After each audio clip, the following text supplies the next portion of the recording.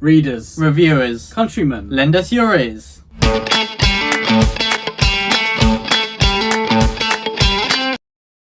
Welcome back to the channel. Today we're going to be talking about what we, Ed and Will, got up to during the month of August. The entertainment that we consumed, what we read, what we watched and what we played, as well as some collaborations we did with some other channels, and also some very exciting conversations with authors as well.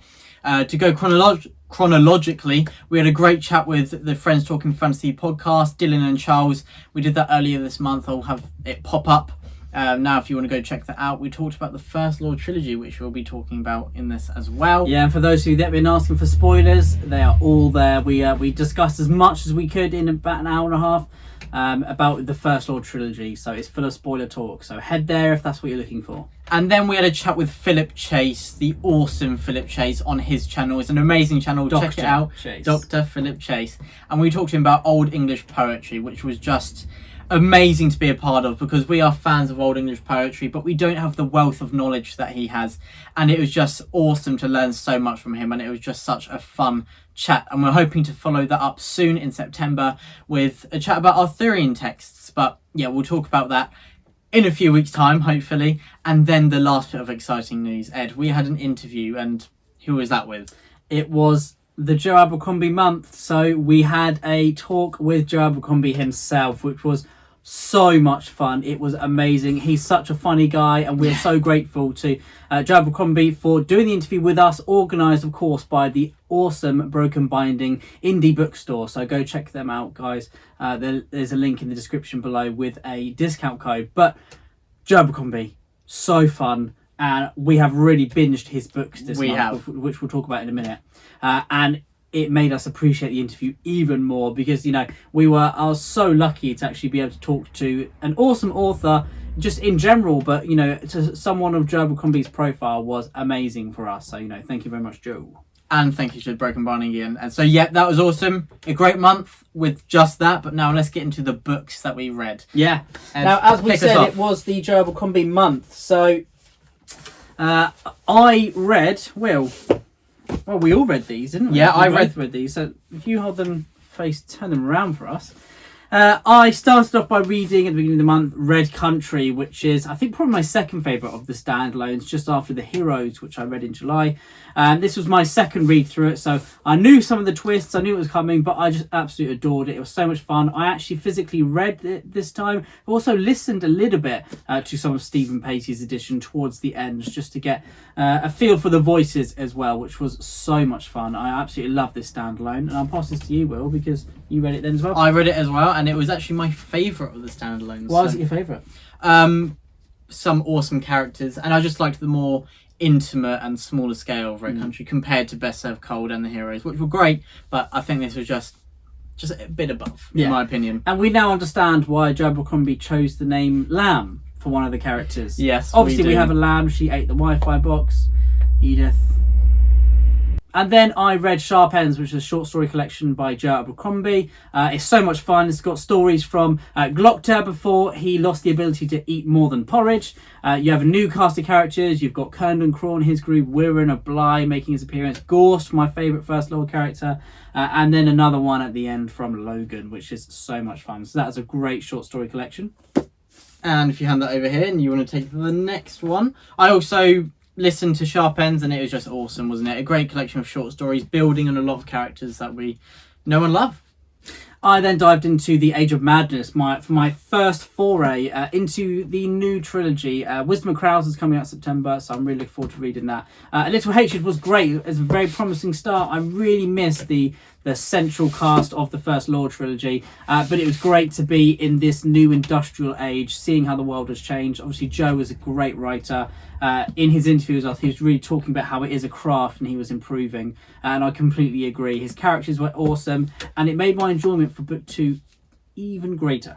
And yeah, I loved A Little Hatred. I thought, yeah, I did miss the original cast of characters, but a lot of them are secondary characters in A Little Hatred, and I really enjoyed the new perspectives as well. And yeah, really enjoyed it. I actually preferred this over the standalones. So yeah, and as Ed will talk about, the Troubled Peace, I'll say my part in a minute. Yeah, the Troubled Peace for me was just one of my favourites that Joe has written of all time. It took what made A Little Hatred great, and it amplified it by 10. It made it even better. The characters were really grounded, and the foundation work had been set there, and it made it so much more enjoyable for me. The politics was fantastic, such a good balance, I think, and the battle at the end was probably my favourite First Law battle to date. It was so much fun. I love these characters. When bad things start happening to them, I just really dread it, and I have to try and stop eating my nails in anxiety, but it was so much fun. Yeah, The Trouble of Peace I thought was even better than A Little Hatred, and again, I think that Age of Madness, over the 2 books that we've read so far, cannot wait to get to The Wisdom of Crows. But the first 2, I much prefer over the standalones. I've loved them all, but yeah, I think Joe Abercrombie so much more potential when he writes in a series and on that platform and in that way, that formation of books. I think that he just executes it perfectly, the way that he threads his plot subtly through. So he has some awesome twists in The Trouble of Peace, and I'm really looking forward to seeing how it wrapped up. So Ed, I'll give you these 4 back. Oh, cheers, and mate. let's finish talking about First Law. Backtrack a bit. So we both read those 4, but I finished the first trilogy this month. I read The Blade itself and Before They Hanged on the tail end of July. But yes, I finished the trilogy and it was just outstanding. What an ending. Gutting. Made me depressed for a little while. I felt very sad and That's lonely. a standard reaction when you read and I was Last feeling Argument quite Kings. resentful to Joe Abercrombie as well, but I've got over it slightly and realised that it is a genius ending. And then after that, we've talked about Red Country, but I also read Best Served Cold, the first of the standalones, and also The Heroes, which 2 of the standalones. Surprise, surprise. And they're both just brilliant. Joe Abercrombie is really racking up to be one of my top 3 authors of all time. Because I've also read his Shattered Sea Top 5 trilogy. authors. Top 3, top 53. But now, Ed, I think we've talked about the first law for a rather long time. But if you want to see how long we can actually talk about them, watch our discussions, as we said, that we've had with Friends Talking Fantasy. And that's just the first trilogy. And you can never have too many discussions about the First Law. Agreed. So Now, for me, I listened to Philip and Alexander by Adrian Goldsworthy. Now, Adrian, this was the first book I've read by Adrian Goldsworthy. That's a non-fiction, and it's about Philip of Macedon and Alexander the Great. Now, what I love is how this book focuses on the first half is about Philip and how he set up Macedon to be a bit of a superpower in the Hellenic world, and then how Alexander the Great took over when Philip passed away, when he was brutally murdered, and he made the empire just this ginormous, huge being. And it portrayed Alexander in a good light for me, the way that I actually saw he was a very flawed man, and obviously someone who goes on conquering Asia Minor and then going on into Asia all the way to India. Why would they be doing this? And this really goes into the psychology of why he did it. It focuses on the battles. It doesn't really focus on kind of the world at the time. It doesn't really focus on the stuff they wore or the culture too much. There is that in here, but it's more focused on the politics, the war, the battles, the tactics. Is it a bit more assuming that if you're going into this, that you already know that kind of backdrop? I don't think so. I think it's just very openly focusing on the way Alexander. He even says at the beginning, there's loads of books out there on Alexander the Great, and his mission, Adrian's mission, was to talk about Philip and how that influenced Alexander down to the tactics they use on the battlefield, the way they organise their armies, etc. So that was great fun. I listened to that, and the narrator was, I believe, Barnaby Edwards, who narrates the Matthew Harvey books as well, and he's awesome. Yeah, and talking a bit about the Greek world, I read The Gates of Athens by Connie, which is the first of his duology, and it was absolutely incredible. This is one of those books where it introduces you to the characters and you're kind of taken through their day-to-day lives, and then through extraordinary events such as the Battle of Marathon and Thermopylae, 2 of the most impactful battles that have changed the world. All right, Ed. I can't say that word properly. We've established that, haven't we? But yeah, I think that is just crazy, the resounding impact that these events had on the entire world, and how different it would have been without the states of Greece standing against the growing empire of Persia. Is the main character in this a historical figure? Yes, so the main characters are Xanthippus, Themistocles, and Aristides, who were 3 senior... Cool name. There are 3 senior figures. Aristides is in... Aristides. Yeah, nice. They are 3 key figures within Athens, and Athens was a democracy at the time, so they're very key statesmen. And it's one of those where you do not realise how attached you are to the characters until the end, and I cried on the final page. You know where you build yourself up, you know it's going to be an emotional moment, and you can stop yourself from crying so you can read on. There were some moments like that during the book, and I just fought on, and then I thought, okay, I'm literally turning to the final page. I can let my guard down slightly, and then, nope, Connie Gwynne is crafty. He just had one little jab at me, and it just set me tears rolling. And then I continued this with Protector, which is the sequel, and I've not actually got it with me. I was hunting for it for ages, but I couldn't find it. You lost it? No, it's definitely in the house. I will hunt for hours after this. But yes, Protector is the sequel. I think I preferred the Gates of Athens because it does often show more of the day-to-day life as well as those battles, whereas Protector is pretty breakneck pace the whole way through, but equally 5 stars. Fantastic read again, and I'd recommend this to anyone, not just fans of ancient Greek history. Anyone.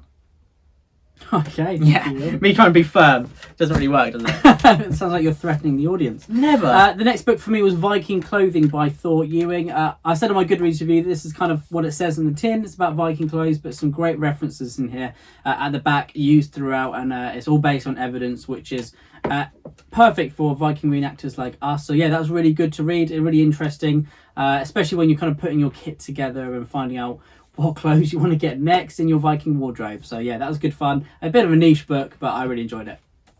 And I'm going to go on to A Choice of Anglo-Saxon Verse. So I read this originally last October, November, but I read it again in preparation for our awesome chat with Philip Chase. Some amazing poems in here. I think that people make the mistake of underestimating Old English and Anglo-Saxon poetry, thinking it's just about the warfare. But there's such a depth, a sophistication that people really overlook, where in the poems it exposes so much about the culture and how they approach their way of life, quite pragmatic, but also looking at it from a philosophical side as well. And so yeah, these are very thought-provoking as well as just awesome. So yeah, I really love this. That seems to be a common theme. It was a great reading month. I don't think there's any book I was really disappointed in. Good. Really? Yeah, so that's good. Let's hope that carries on forever. Absolutely. Talking of Anglo-Saxons, I then read The Cross and the Curse by Matthew Harvey, which is book 2 of the Bernicia Chronicles. This is set in Vendel period Britain, so about 634 AD, with the Anglo-Saxons, and it's set in the north of England. Obviously it wasn't England at the time, but the north of Britain. And it is awesome. I always thought before I started this that, you know, it's set around Bebbanburg. It's got a central protagonist who's quite young in the Anglo-Saxon world. He's also a pagan as well, so he's kind of fighting against Christianity. And, you know, he's full of fire. So I thought, is he a copy of Uhtred? No, Beowulf is not a copy of Uhtred. I am really, really beginning to adore these books. This series is fantastic so far. This, I think, is my fourth Matthew Harvey book, and they just get better and better in my opinion. This is so much fun. I love how Matthew Harvey takes the series in different directions to what we're seeing in the Saxon stories, the Saxon Chronicles by Bernard Cornwell, of course. There's obviously an influence here. They might be able to get mixed up because they're kind of set in a similar period. They're both in the Dark Ages, although the Saxon Chronicles about 200 years after this. But, you know, obviously they're about the similar themes where Anglo-Saxons fighting against Danes and that kind of stuff. Here is a bit more focused, religion. Exactly, focused on the Picts. They had a big part to play, and the Welsh as well. So yeah, I'm really enjoying Beowulf. I love how he is different to Uhtred, but also they share some similar qualities. He's learning to become a lord of battle, and this book actually, Matthew Harvey very bravely, I think, took his time with establishing relationships, moved away from the action and the politics and the intrigue, and focused on Beowulf actually really growing into himself as a person, which I love to read about. Cannot wait to read book 3. I really need to read some Matthew Harvey. It's been on my list, and I've just been terrible not getting to it yet, but I really want to, and I'm going to soon. Norse November, I'm sure this. I definitely will be there. You put your list. And I'm going to talk about a book that I listened to this month, and that is The Black Tongue Thief by Christopher Beowulf. Nice. And he also narrates this, and he is a fantastic narrator. He's American, I believe, and he does an Irish accent, so I never knew. never knew he was American, and it was a shock to me to watch a portion of one of his interviews and hear what his natural accent is. I was like, wow, that is so brilliant that he really gave such a voice to his central character. And he sings as well, doesn't He's got a really great voice, really great singing voice. Yeah, the Black Tongue Thief, it was likened to people who would enjoy Kings of the Wild, and I'd agree. It's very heavily humour-based, although I would say that the Black Tongue Thief is a bit more sarcastic, isn't it? A bit more dry humour, much more snarky, and I really enjoyed the Black Tongue Thief. I thought it was great overall. I thought that it is character driven, whereas Kings of the Wild is character driven, but also has plot probably running alongside it. Whereas the Black Tongue Thief is mostly about the character, and there's no fault there. I really enjoyed it. Thought this was a really great, fun read, and you should really check it out if you don't want something to bog you down or make you sad, like the First Law. So yeah, I really needed a pick me up like the Black Tongue Thief. It came around at the perfect time, and yeah, just really enjoyed it. You read it as well, didn't you? And you really enjoyed it. Yeah, not this month, but when it came out in May, I read it, and that was great fun. Really so yeah, we recommend. Yeah, we enjoyed it, I think. Did we enjoy it? Yeah, I think we enjoyed it. Did you enjoy it? Splendid. I thought. What did you think? The next one for me was David Gemmell's Midnight Falcon. This has, surprisingly so, taken my top spot for David Gemmell now. Definitely my favourite. Over just a smidgen. Sword in the Storm. Over Legend, Will. Over Legend. See, I prefer Sword in the Storm over Legend. And I prefer Midnight Falcon over both. Wow. Oh, it's so much fun. Bane the Bastard is a fantastic character. I love how he's not perfect by all means, and you feel so sorry for his backstory. He's got one of those epic backstories that really is a bit of a sob story, but he never feels pity for himself. He always just wants to keep pushing forward, make people proud of who he is. You see how it affects him, doesn't it? But he doesn't really bow into the that. pressure or cave into himself. He doesn't pity himself whatsoever. There are some amazing set pieces here. The gladiator sequence is a particular favourite, and I love basically what Sword in the Storm did amazing was set up the relationships and the history, and because David Gemmell took his time and did it so successfully, Midnight Falcon made me weep because of the foundation that David Gemmell set with book one. I love the Regante. It's such an excellent series. I love the kind of historical influence with the Caesar's Gallic Wars, the Romans versus the Celts, the armies of stone, the Romans, and Bane the Bastard again.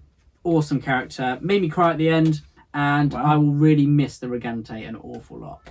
And next, I read Sir Gawain and the Green Knight, which was written originally in, they imagine 1400, although they think it may have been Christianized in 1400, so the original version may have been even older. A bit like Beowulf, which we may talk about in a second, but spoiler alert. Sir Gawain and the Green Knight, I think this is a really great poem.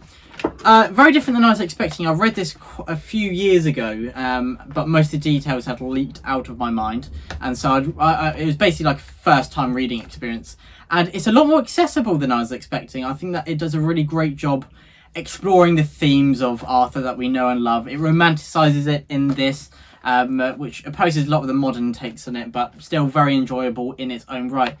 But I think again it had a level to it that I really didn't expect. I think there seems to be subtle judgment of the knights and how they act, and I thought it was very interesting. The character of Gawain, specifically how he reacts to his actions at certain points, and he's very self-aware, and I thought that was really interesting, especially from a poem of this period. Definitely not what I was expecting. I thought it was just going to be a heroic tale of a knight conquering everyone and being a hero, which he is a hero in this, but in a different way than I was expecting. And Ed's planning on reading. You planning on reading it during September? Yeah, I'll probably squeeze it in at some point. Yep, and it's quite a short poem. I think it's 70 pages, 80 pages, cool. And this is the edition that was translated by Tolkien, and Christopher Tolkien put his notes in there as well. And I just thought it was really great. Excellent. Well, boom, on to the next one. The next one for me was Gates of Fire by Stephen Pressfield. This was amazing. As you know, as an aspiring writer, I like to write certain phrases down, kind of passages in books that I read that I particularly love, that I think do a really good job of either capturing the landscape or the way the characters or philosophy, and this had everything in bags.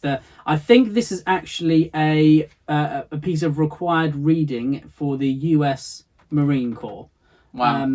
Because of the philosophy of war and the importance of brotherhood.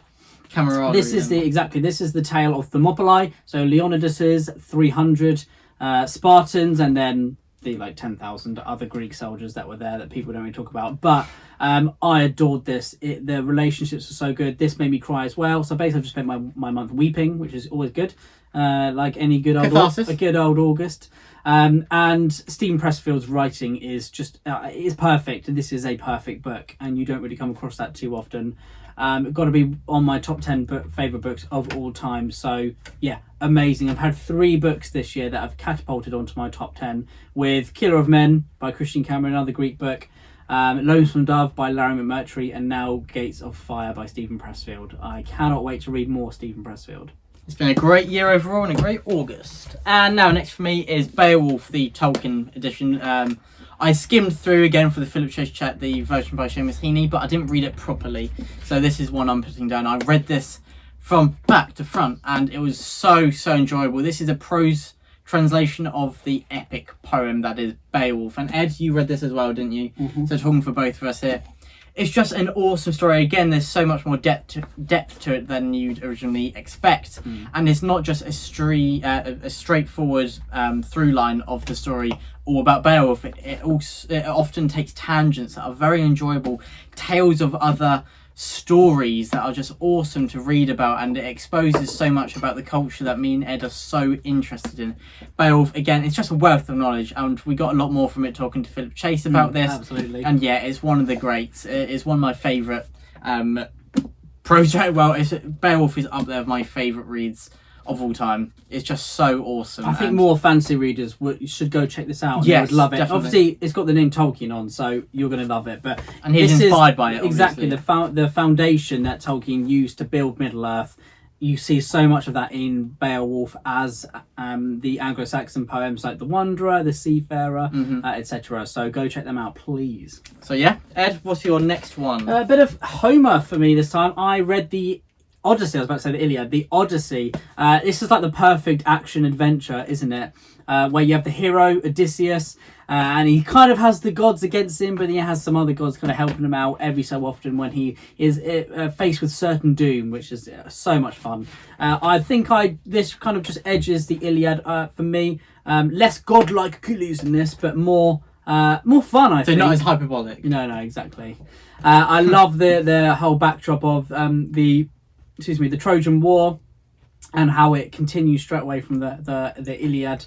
Well, not straight away. It's quite a few years that Odysseus is trapped and stuck on an island. But is it 10 years? 7, I think. 7. But yeah, so it's so much fun. The monsters are phenomenal. I think the Iliad does an amazing representation of war. Some amazing sequences, and also the Iliad tackles the psychology of the famous warriors. This really gets into the Greek mythology, where the gods come into play, as they do in the Iliad, but even more so, and you also see kind of the lower down gods, the demigods as well, and the fact that there are so many Greek monsters here. And also Odysseus is a pretty cool hero. So, he uses his wits rather than his great bronze swords and his spears and all that kind of stuff. So I really enjoyed this, and it's so much fun to read before Greek Week. And if you enjoyed Circe by Madeline Miller, Circe does appear in the Odyssey, so do check that out. Little pigs. With her little pigs. And now the last one that I'm going to talk about today, and that is Sword Song by Bernard Cornwell, the 4th installment in the Saxon stories. You were relating that to Matthew Harvey's earlier. And so this forms the second half of the second series on Netflix of The Last Kingdom. And yeah, I think this is such a huge step up from the third installment. I thought that it's a great premise, and Uhtred is always going to be brilliant, but Bernard Cornwell's got more of his flair back in this. I'm not sure it may just be me, but I thought that some of that was missing in the third installment, and it's really back. And and some of our favourite characters are back, like Father Perleg. He's so brilliant, such a great character. I love how Bernard Cornwell, obviously I think he has a problem with the institution of religion in lots of his historical fiction, but he always has characters who are good and bad on both sides, which is great. I always love that. I think he was raised in quite a strict religious background, so he does show that in this. But he always makes sure to not be entirely critical, doesn't he? So he doesn't shove himself in one corner, does he? No, he doesn't. I think he's great like that. He loves to show both sides of the story, and that is why there's so much conflict in this. That Uhtred is raised as a Christian and then as a pagan. He is raised as a Saxon and then as a Dane, and he's got that conflict of identity and belief really running through his entire life, and it's so interesting to read about, and Swordsong is really just great. This is a historical fiction series for everyone, so easy to read, and yeah, if you don't try out Bernard Cornwell's Warlord Chronicles first, do try the Saxon Stories. Marathon by Christian Cameron. This is book 2 of the Long War series, and I am enjoying it so much. I haven't quite finished it yet, but I adore it. It's obviously about the Battle of Marathon, which is the first Persian invasion under the king Darius. I think that's how you say Darius. I always used to say Darius, but I think it's Darius. Is that Leonidas? It's Leonidas. Leonidas, yeah. And Aram Nestos, one of my favourite characters. Aram Nestos of Plataea, if anyone's wondering. I don't know why people keep saying he's from Athens. He's not. Duh. Definitely wasn't you who said that. Yeah, exactly. But it's so much fun. I'd recommend this series to everyone because the level of authenticity, depth, realism, and the philosophy behind this, again, it's perfect. It is a perfect book, as is Gates of Fire. So definitely, guys, this is going to be so much fun to talk about in Greek Week. And the last one for me was 24 Hours in Athens. This is a series of books which the author goes and writes about the everyday life of many different people, their examples, in kind of a historical fiction sense, but then they talk about references in all of these different ancient cities. So I think there's one on ancient Rome, ancient Egypt, ancient Rome, ancient Alexandria. Yeah.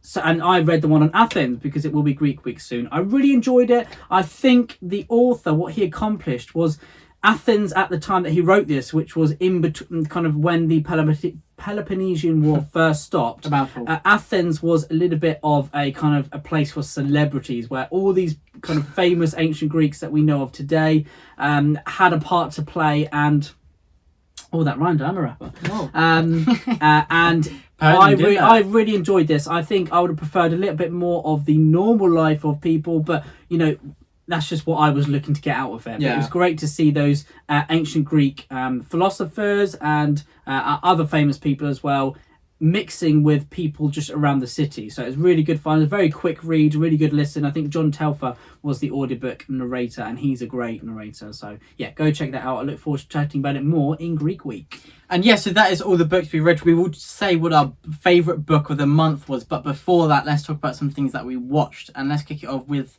we finished True Detective. So good. So amazing. One of the best series we've both ever watched. Yeah. The ending, it just got better. The beginning, we thought this is awesome, and then each episode just got better and better. The tension, the chemistry, acting wise, of Woody Harrelson with Matthew McConaughey, absolutely outstanding, and the characters they played so unique and such a character depth. The filming was amazing. The cinematography was just, it was so arty, but not to the point where it took you out the story. It felt like it really fit. I love all of the kind of whole ethos and the philosophy behind Rust's character. I don't agree with it because that would be very pessimistic of me, but I found it so fascinating to look into the mind of a character like that, as well as kind of the everyday man of Woody Harrelson. I'm really glad that they actually chose those roles for those two and didn't swap them around like they originally planned. But I love the whole delivery, and the ending of it was amazing. The last episode was my favourite by far. Yeah. We did then watch True Detective season 3. We didn't quite like that as much, but you're not going to enjoy it as much when you compare it to season 1. But it's great on it in its own right. Yeah, exactly. And the actors were sublime as well. I really like how it was kind of a different story to True Detective, but it's like comparing kind of the Hobbit films to Lord of the Rings. You can't quite touch perfection. On their own, they're great, but lightning doesn't strike twice, unfortunately. Yeah. In the same place anyway, that is. And then we watched The Bodyguard. So I'd watched this before and absolutely adored it, but it's been a few years, and as a family, so we all watched it except Ed, you reprobate. Sorry. But we watched it with him this time, and what do you think, Ed? Richard Madden is awesome. Obviously, Rob Stark, we all know him as Rob Stark, and he's fantastic, but he is amazing as, David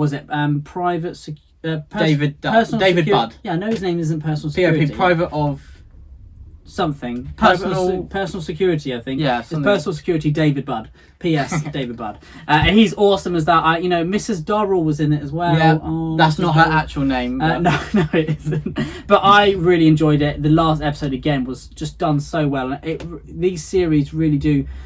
They build up. When they build up so well, you really need to make sure that your final episode or your final season, Game of Thrones, is amazing and it reaches those heights. Yeah. And this really did. It was so tense and it was so satisfying. The end as well. And then after The Bodyguard, we watched Normal People, which again, all of us except Ed had watched. And this program, we actually finished it a few hours ago as we're recording, and it's kind of destroyed us, isn't it? I still feel sad, to be honest. I will definitely read the book by Sally Rooney. I think she has a new book out next month, and it's made me really want Beautiful to go World, and Where Are pick You? it up. Yeah, so I really enjoyed it. Normal People, such a realistic, I think, portrayal of two people, it was just done so well.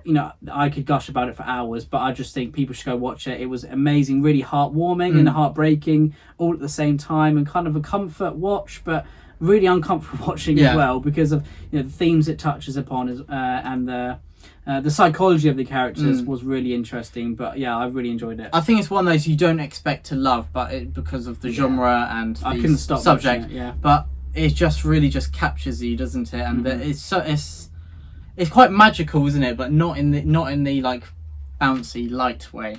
It just captures your attention, doesn't it? Yeah. And it's one of those, it provokes so many feelings and thoughts afterwards as well. And we're going to be moulding over those over the weeks to come. But Normal People, fantastic. But now let's get on to what was our book of the month. My book of the month this month was Gates of Fire by Stephen Pressfield. It was a big toss-up between this.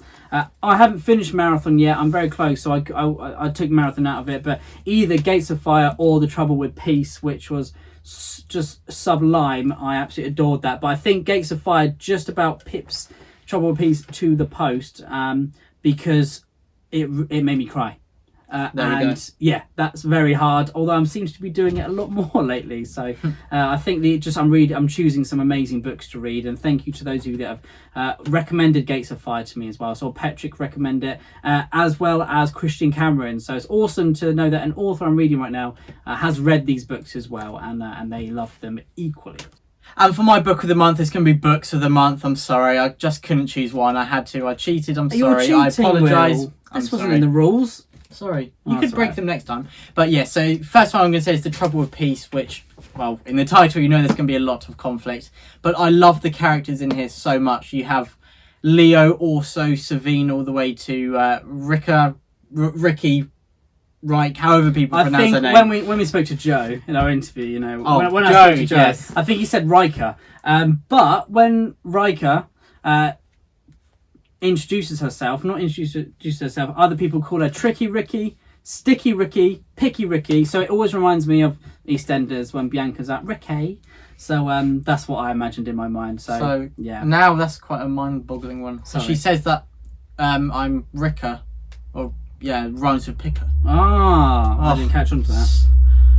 Oh dear, so many options, so many. And the other one I've chosen is The Gates of Athens. This made me cry. I loved it. Completely took me by surprise. How can I not choose a book that I loved from back to front that I also cried at? It's impossible. So yeah, both for very different reasons. These are my two books of the month. Yeah, but thank you for watching. Please like and subscribe if you want to, and if you feel we are worthy. But yeah, thank you so much for watching. I hope you enjoyed. Hope you read some great books this month, and that you enjoyed listening to what we read. And yeah, if you haven't already, you can watch our September TBR video to see what will be coming in the month in September, which this will be released during. And yeah, from us, thank you for watching The Brothers Gwynne. Truth and courage, stay safe from the Brothers Gwynne.